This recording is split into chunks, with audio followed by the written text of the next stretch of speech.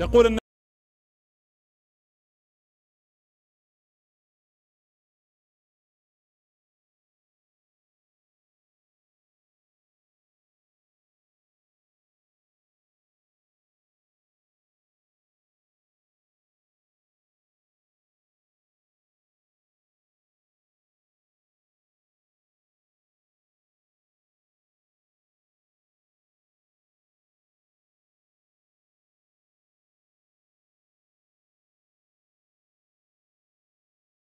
ما نعرفها. الشيء الوحيد اللي الله نسبه له هذا الأمر. يسألونك ماذا ينفقون قل ما أنفقتم أو قل العفو. يسألونك عن الأنفال قل الأنفال. يسألونك عن المحيض قل هو أذى. يسألونك عن الأهلة قل الأهلة. لما قال يسألونك عن الروح قل الروح من أمر ربي، لحد يسأل وما أوتيتم من العلم إلا قليلا. عجزوا الأطباء يبون يعرفون سر الروح، ما يدرون، ما يعرفها إلا الله. حتى النبي صلى الله عليه وسلم سئل عنها ما يعرفها. لا يعرف الروح ولا أسرارها إلا الله، هي محبوسة داخل الجسد. لكن بقول لكم شيء، روح مخلوقة من وين؟ جاية من نفخة من السماء من فوق. الجسم من وين؟ من التراب. الجسم يحتاج للأرض، يأكل من الأرض. الروح تحتاج غذاء كما يحتاج الجسد، غذاءها بالسماء. الروح مرتبطة بالسماء، ولذلك إذا مت روحك ترقى فوق وجسدك يبقى معك يدفن في الأرض، لأن جسدك مرتبط بالطين.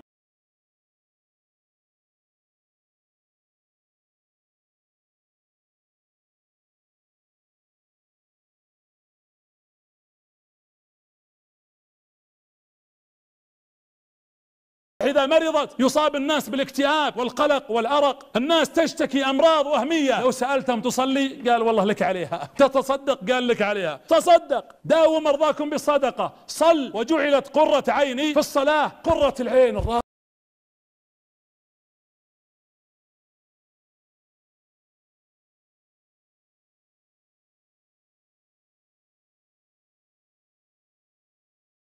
تعاتبنا لأننا غذينا أجسادنا وتركنا الروح. ألهاكم التكاثر، كثرة المال وكثرة الملابس. لو تفتح دواليب بعض الحريم والله لو على الثياب زكاة، يعني يزكون بالملايين. بعض الناس سيارات ما لي حوشة. حتى زرتم